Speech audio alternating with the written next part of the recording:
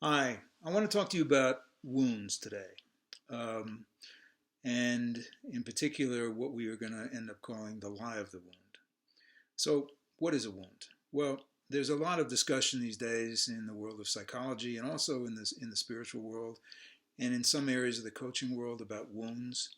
And we could talk about where they come from and the six types, but really what I think is useful for us today is really see a wound as a prism through which we organize our experience.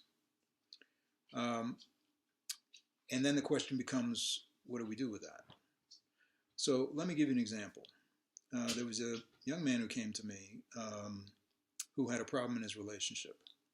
And through the course of discussion, it turned out that the source of the problem was a childhood experience that he had, where on a repeated basis his father would beat him, and for some infraction, most of which he could never remember what it was. And when he would go to bed that night, his mother would come in and she would say, you know, if you would just do what your father asked you to do, none of this would happen. And you need to know that we both love you. And this man survived that kind of abuse and actually, from an external perspective, did quite well. Got a good education, went out and got a good job. And then he fell in love with this woman. And he provided for her in every way that he could think of. And in some ways, quite beautifully. I mean, he would get her things that he knew she wanted, or would get her things that he felt like would touch her heart. And she was very appreciative of that. But she would say to him, you know, I see all the things you do for me, but I just want you to tell me that you love me sometimes. And he said, well, I can't do that because in my family, telling someone you love them was a lie. Okay, well, that's not going to go so well. So the problem with a situation like that, the problem with what we call a wound, is that it is so profound, it is so seminal in someone's life, that it really becomes, to use an old expression, this is my story and I'm sticking to it. Okay? And there's a 25 legal briefs of reasons why it makes sense to do that. However, as this man discovered, and many of us discover, that doesn't work so well when you want something to change, when you, and particularly in a relationship sense. So one of the things that happened, and this is again a really classic example of why I like to use dreams in my work, because these messages come out of the client. They're not really an exploration where I'm asking a whole bunch of questions and trying to dig through to see if we can find some kind of avenue to move this. Here's the dream he had. I'm in a class that's on a deck of a sailing boat. The teacher is one that I know and has been my teacher in the past. There are 6 students, including me, 3 men and 3 women. It's a math class, something I'm not very good at, and it involves some work on a large piece of graph paper. I'm sitting between 2 men and they're constantly arguing with each other and spreading their stuff out so that it encroaches on my space. I try to politely get them to stop, but finally I just move their stuff out of the way. I look across the table and I see that the women are busy at work and talking and working together. I see that they're writing mathematical formulas and also doing something that looks like geometry. I realize that I don't know what they're doing and I have no idea even how to begin. And I have 1 sheet of graph paper and decide that I need to make a fresh start. I look inside a big locker on the deck and there's nothing there. Then I see a wooden hatch in the side of the boat and I look inside but quickly realize that it's an opening to the teacher's quarters. I don't want to intrude on him and I quickly shut it. I have the thought that maybe I can get one of the women to let me copy what she's doing, but then I quickly reject it. It's not something that I would do. I feel like I could get going on the work if someone would just help me get started, but I don't know who to ask or how to ask. Now that's a pretty phenomenal dream. And we could go into, sort of what we might call archetypes, or maybe better described stereotypes of men and women. And certainly the idea of a teacher that you decide is not available. I mean, there's all sorts of stuff in here. But what was key to his need was the end of the dream. That he just needed some help getting started, but he had no idea how to ask or who to ask.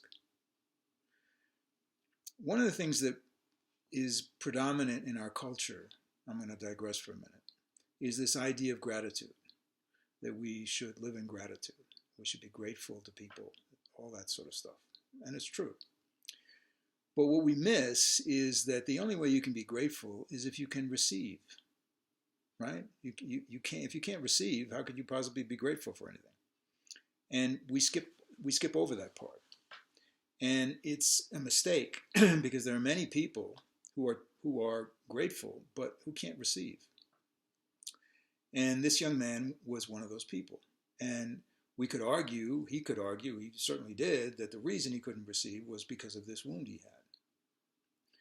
Well, when you take that experience, when you take the awareness of a particular wound and decide that that is how you are going to march through life, that's where I come to the phrase, the lie of the wound. Because that's not the point of being wounded. The point of being wounded is to understand the humanity that was intruded on, and actually, through that understanding, you can become much more powerful through your wound than you can in any other sort of avenue of your life. That's where we get the idea of the wounded healer. But what's necessary? What's necessary in this man's case is he needs to actually receive. He needs to not have some intellectual debate about whether or not he can say he loves the woman he loves. What's essential for him, and what he came to his own awareness of, is that he has to allow himself to receive this love. Because if he'll allow himself to do that, then saying I love you is child's play. So in coaching, what we want is to move past the catharsis, right? Move past the aha moment, which this young man had as a result of his dream. So what do? This is a hard nut to crack. You can become aware of it, but moving it is not so easy. So what do? Well, we agreed on two strategies. One is he would make a list, a private list, didn't have to talk to anybody about it, probably better if he didn't talk to anybody about it, a private list of where in his life he wanted help. Could be anything.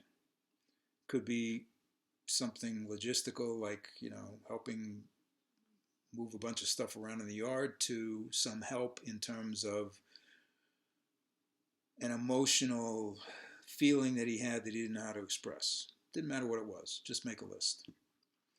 And the other thing we agreed was that he would tell this woman that he loved her. Now, regardless of the reasoning that he had going on in his head, he wasn't incapable of saying those words. And his first thought was, well, if I say that but I don't really mean that, she's going to know. And of course you will. But you'll also know you're trying. And at the end of the day, that's how we show we love each other, is we try. So the action, which is really a part of coaching, is an action that is much softer than what we usually engage in. Like, will you go talk to 3 people about thus and so, and etc., right? The action really is moving past, or actually not past, moving through this wound and beginning to understand the areas in your life where, not only would you be grateful to receive, you'd like to receive. And probably you have created such a barrier that nobody thinks you want to receive. So that's the work.